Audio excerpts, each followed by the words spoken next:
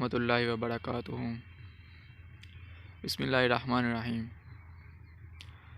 इन दिनों इलेक्शन नज़दीक आ रहे हैं और लोगों ने वोट कास्ट करना है। लेकिन सवाल ये है कि कई सालों से हम ये वोट जो हैं वो कास्ट कर रहे हैं। हम तो नहीं, यानी हमसे जो बड़े हैं, हमारे वालिदैन हैं या दूसरे लोग। लेकिन इस मुल्क का जो निज़ाम है ना, वो ठीक नहीं हो रहा। बजाय ठीक होने के ये मज़ीद बिगड़ता जा रहा है। तो सवाल एक यही आता है कि ये मसले हल क्यों नहीं हो रहे। क्या ऐसी बात है कि ये प्रॉब्लम्स, ये गुर्बत, ये गलियों मोहल्लों के मसाइल और सबसे बड़ा जो मसला है मैं समझता हूँ इस मुल्क के अंदर है, वो 3 चीज़ें हैं। नंबर 1, इस मुल्क की जो आर्मी है वो ऑनेस्ट नहीं है। मैं समझता हूँ कि वो इस मुल्क की रखवाली इसलिए रख रहे हैं क्योंकि उनको यहाँ से कमाई आती है। वो जर्नल्स इसलिए इस मुल्क के साथ इतने ऑनेस्ट हैं बस कि वो इसको खा सकें। सबसे बड़ा मसला ये है। नंबर 2, इंसाफ। इस मुल्क में इंसाफ नहीं है। इस मुल्क में मेरे नॉलेज के मुताबिक या अब तक की इंफॉर्मेशन के मुताबिक इस मुल्क में सबसे ज़्यादा तनख्वाह और पेंशन चीफ जस्टिस की है। इन बगैरत और नलायक और जाहल जजों की हैं जो इंसाफ देने से कासर हैं। और मुल्क के अंदर जो मुल्क है ये इस्लाम के नाम पर बना है,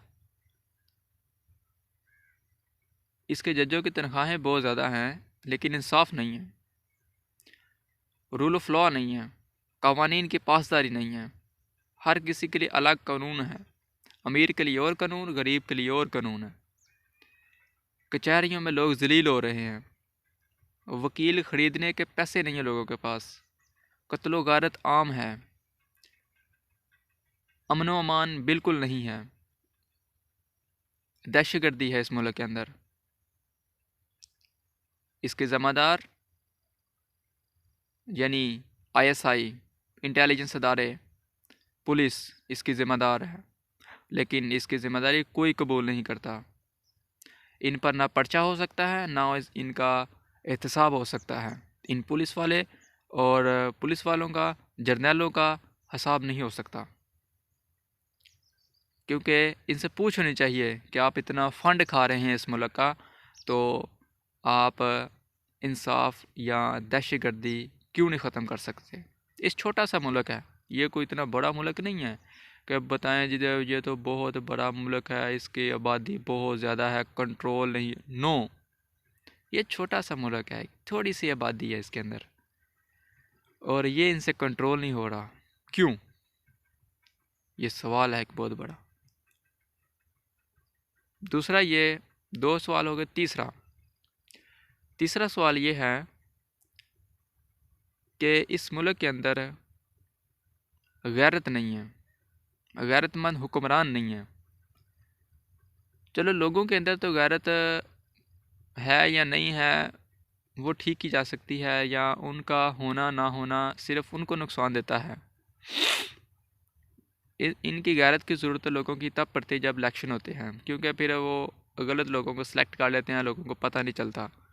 अलबत्ता अगर एक बंदा मिस्टेक करता है तो वो अपनी मिस्टेक करता है, उसका नुकसान दूसरों को नहीं होता। लेकिन जब हुक्मरान जो है वो गैरतमंद नहीं है, वो बहुत बेगैरत और बेशर्म है, उनके अंदर एहसास नहीं है। कोई मरता है तो मर जाए, बल्कि वो खुद मरवाते हैं अपने मुखालफिन को और उनको कलमा पढ़ते हैं लेकिन अपने मुखालफिन को मरवा देते हैं। इसका मतलब है कि वो ऑनेस्ट नहीं है इस मुल्क के साथ, वो ईमानदार नहीं है, वो सिर्फ इक़्तिदार और अपनी जो कुर्सी है उसको चाहते हैं। वो सिर्फ अपने आप को पावरफुल और अमीर देखना चाहते हैं। पैसा करप्ट अनासर का साथ देकर खुद को और अपने बैंकों को वो भरवाते हैं, अपनी कंपनीज बनाते हैं, कंपनियां मुल्क के अंदर और बाहर बनाते हैं, और गरीब जो है वो गरीब रहता है। क्यों?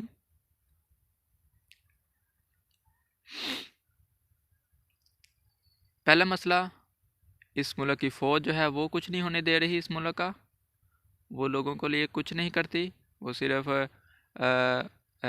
लोगों को और सियासतदानों को दबा कर रखती है, और उनकी सियासत में बहुत बड़ी शमूलियत है। ये सबसे बड़ा मसला है इस मुल्क का। नंबर 2, इंसाफ नहीं है इस मुल्क के अंदर। और नंबर 3, इस मुल्क के हुक्मरान गैरतमंद नहीं हैं। वो देखो ना, कोई भी मुल्क है, उनके पास पैसे नहीं हैं, दौलत नहीं है, समंदर नहीं है, फिर जंगल नहीं है, मौसम नहीं चार, लेकिन फिर भी वो मुल्क खुशहाल हो जाते हैं जल्द अज जल्द।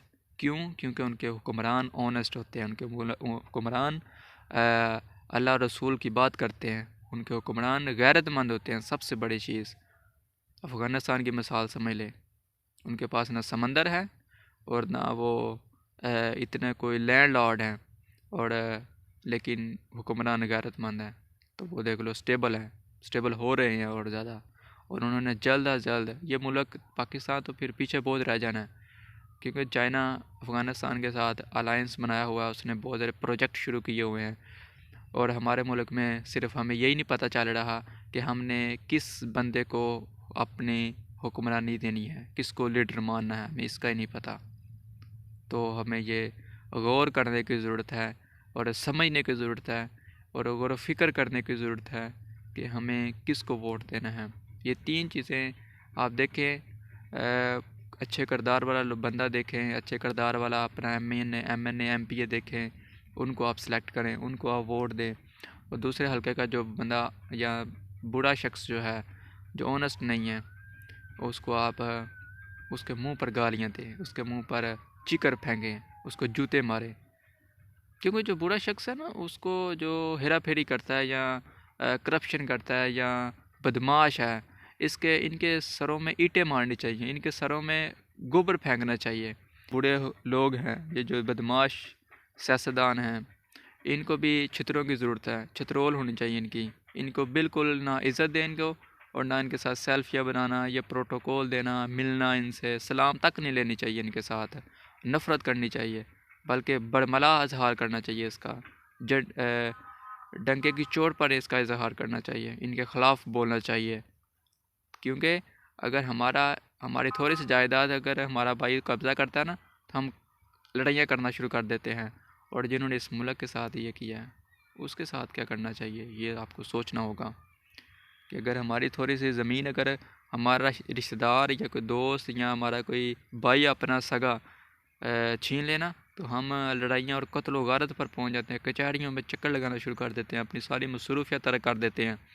और जिन्होंने इस मुल्क के साथ किया है उनके साथ क्या करना चाहिए, इसका आपको सोचना चाहिए, अदराक करना चाहिए, हिम्मत पैदा करनी चाहिए, जज्बा पैदा करना चाहिए।